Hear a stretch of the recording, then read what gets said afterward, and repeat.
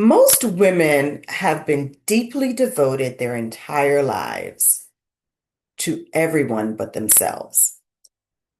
Now, I'm not just saying this to be controversial and just to say it. I'm saying it as someone who has done it for over 30 years of my life, and I've worked with women for over 15 years of my life who have done it as well.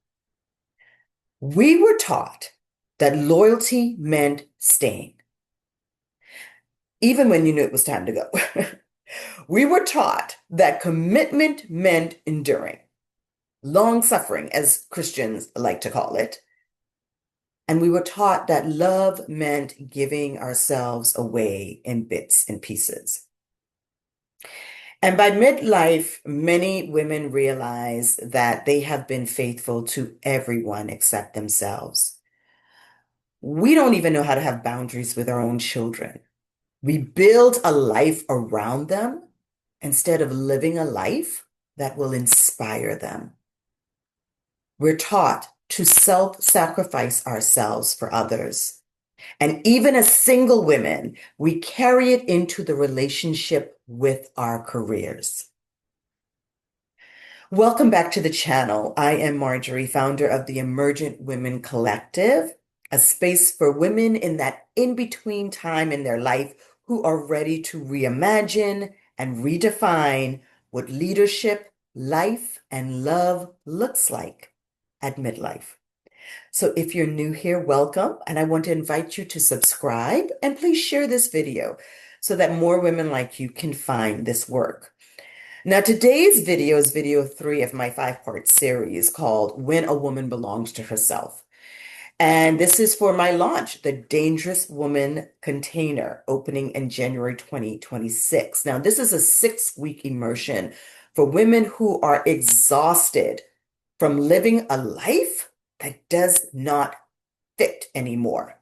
It's for women who have done all of the things, all of the right things that they were supposed to do, that we were told to do to bring us success and happiness, but it left us feeling fractured and disappointed.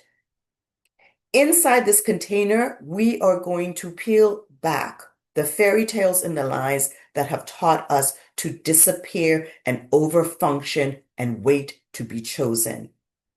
We're going to name the script that we've been living by and begin to release it from our bodies. So this sounds like you. The link is going to be in this description box below with more details on how you can register. Now, over the past 15 years, I've worked with women and I keep seeing some of the same patterns show up. And let me just share what this looks like. A woman whose life looks stable on the outside, but messy in the inside. And I know this because I've lived it. She's married, she's got children, she's got a household that functions like a well-oiled machine. And yet, she is physically and mentally exhausted. She carries the emotional weight of the household, the schedules, the decisions, everything from what's for dinner to what should we do this weekend, right? Her needs are often dismissed because on paper, she's taken care of. Her husband takes care of all of the financial needs, but her body is telling a different story. She's loyal to the role of a wife and a mother. She's devoted to making sure that everyone has what they need. And she's committed to everyone else's stability before her own. So what's missing isn't support. It's partnership with herself. It's being able to boldly and clearly articulate your needs, to place boundaries for your own sanity, and to put on your face mask first before others. Then there's a woman who does it all. Has a demanding job and almost an equally demanding long-term partner, right? And she's caring for an aging mother. She overfunctions everywhere, emotionally, energetically, physically. Her partner expects priority without reciprocity. Her job rewards her output, but not her well-being. And so she keeps going until her nervous system never has a time to rest. She's strong, she's reliable, and she's capable. But without this inner union, strength turns into self-abandonment. She becomes the structure holding everyone else up while quietly collapsing inside. Different lives, different circumstances, but the same truth underneath. So, what's missing in both of these stories is not love or more effort. And it has nothing to do with the partners in their lives. It's the inner union, the lack of inner union that they have. I know this concept might sound strange to many of you, but this idea of a woman marrying herself first is not about her being independent. It's not about feminism. It's not about rejecting partnership. It's about becoming internally partnered. Now, if I had understood this before I had gotten married or in long-term partnerships, I know for sure I would not have married the person that I did. I had no sense of who I was or that I even carried an inner knowing. When my intuition warned me clearly that something was wrong, I ignored it. I was not in touch with it. I was not in tune with it. So I outsourced my wisdom to others, and my decisions were shaped mostly by the church and the beliefs that I had absorbed about what it meant to be a wife and a mother. If I had been internally partnered, I wouldn't have ended up stripped from my family, spending a night in jail, and being told 24 hours later that I couldn't return to my own home. I was in a city with no family. I was separated from my child that I had raised since birth. I spent 2 years rebuilding my life through homelessness and poverty and just fighting for custody of my child and fighting for my life. That experience revealed what I had been missing all along, which was a solid relationship with myself, the ability to trust my instincts and protect my boundaries. That's what I now understand as inner union. Inner union is this integration of your feminine and your inner feminine and your inner masculine, the intuitive sensing, your creative self, and the grounded, protecting, discerning self. It is the integration of the very thing we have been looking for outside of ourselves. And for many women, these two have lived at odds. The feminine has been asked to give and adapt and accommodate, and the masculine has been outsourced to partners and institutions, systems, and timelines. Inner union begins when you bring that masculine energy home. When you become the one who listens to your intuition and acts on it, who protects your time and your energy and your boundaries, who follows through on your own promises and creates structures that support your body and your soul. This is what self-partnership looks like.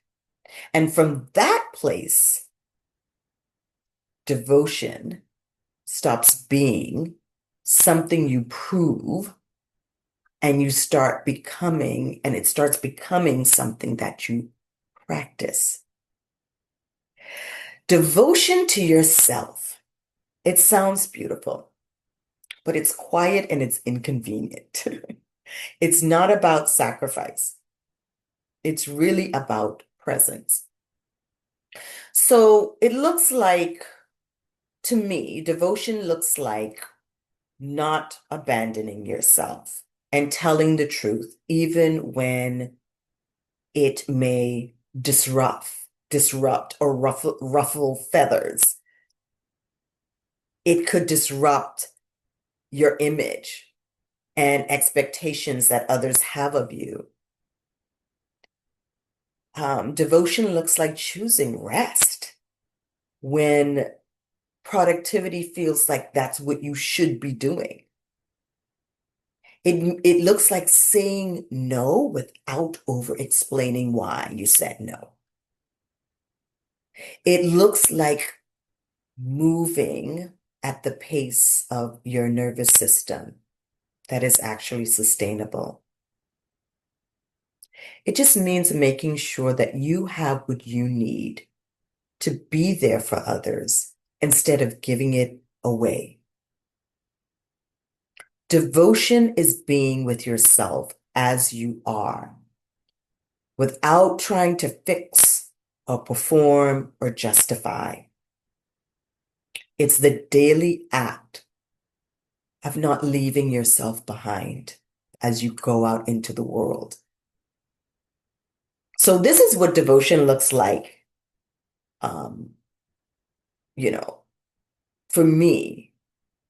Devotion to me, when I think about it, is nothing gets in the way. I'll tell you this, nothing gets in the way of my morning ritual, right? I start off my day with, and I look forward to my morning ritual.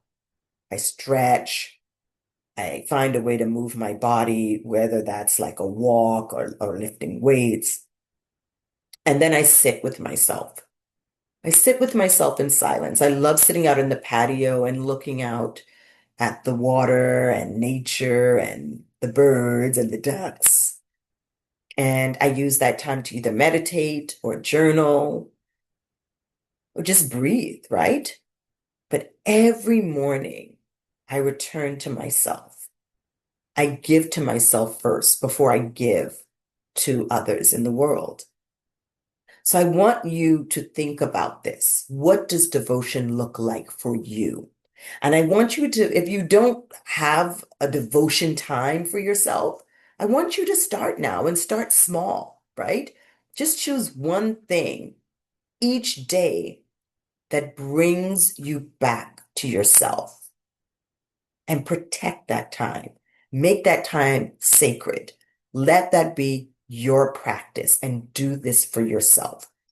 And then once you begin a practice of devotion, the next question is, how do you stay committed without collapsing back into old patterns?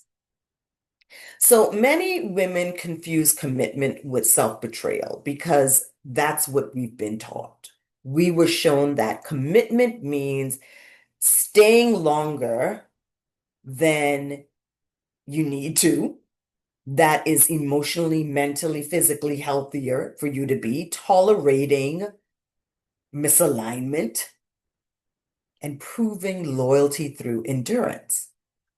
But inner commitment is something entirely different. It's this decision to not abandon yourself when something no longer works and when your desires shift. Be willing to say things have changed for me. That's not going to work for me anymore. When your body says, no, we can't do it this way anymore, and listening to it, right? And this comes up a lot for women who are in careers. The career pays them very well. They're highly compensated, but they know it no longer works for who they are, but they will not stand up for themselves. They stay committed to that job instead of being committed to themselves. So this is the foundation of true commitment. It's not abandoning yourself, even when it would be easier to disconnect. You have to be willing to stay with a thing when you say you're going to do it, even when it feels uncomfortable. This happens a lot in relationships. We spend time and resources in men that we know there's nothing there, but there's something we get from it. And we stay committed to letting them come back in, back into our beds, back into our bodies. We're more committed to whatever it is that gives us than being committed to what is best for us. So from here, we move into something even deeper, loyalty. Loyalty to yourself means you stop negotiating your worth. You stop asking, is this okay for someone else? Before asking, is this okay for me? Your inner world becomes your primary reference point, your body and your instincts. This is your inner knowing. I talk about this a lot. And this is sovereignty. And sovereignty is what makes real partnership possible. Because when a woman belongs to herself, she no longer enters relationships looking to be rescued, looking for permission, or looking for completion and fulfillment in another person. She enters as a whole being. And this is the kind of sovereignty that reshapes how we love. Loving through presence, right? It means staying connected to yourself while staying in connection with others. You know, it's about being in relationship without abandoning your truth and without having to be small, be smaller or perform just to be accepted. And you can feel when you're loving through presence. You're honest, even when it's uncomfortable. You speak from what's real instead of, you know, what's rehearsed. You listen to the other person's point of view without losing yourself in the other person's point of view. And you can walk away from a conversation and still feel grounded in yourself. You can still recognize yourself and you can leave a situation fully intact. You can feel when you're not in presence. When you leave an interaction unsure of what you feel right now or why you feel exhausted, or when you find yourself over explaining or over accommodating, or just staying silent to avoid conflict. That's a big one. This is why inner union is essential. Listen, we cannot live a life that is not ours anymore. We cannot lead communities and movements from a fragmented place, and we cannot love when we don't fully know and belong to ourselves. Inner union teaches you how to stay with yourself. Inner union is that gateway to wholeness, abundance, and pure love. And what I've learned in this journey of belonging to myself is that real love doesn't ask me to disappear. It invites me to become more fully myself. This is why inner union must come before outer union. You cannot build honest relationships, a lasting purpose, or even a meaningful life if you're not rooted in yourself. Otherwise, you're building from a place of survival. So before you commit to a person or a mission or a vision, first ask yourself, can you stay with yourself? Can you protect what matters to you when it's inconvenient? Can you trust your inner knowing when it disrupts the plan? Inner union isn't a metaphor, it's a lived daily relationship. It's how you speak to yourself in quiet, it's how you make decisions when no one's watching, it's how you return to your center after being pulled in so many different directions. When a woman belongs to herself, everything else becomes a choice, not a need. Love becomes clear, and boundaries are natural, and leadership is embodied. This is where your power begins, right here with you. Until next time, I am Marjorie, and this is the work of remembering who you were before the world told you who to be.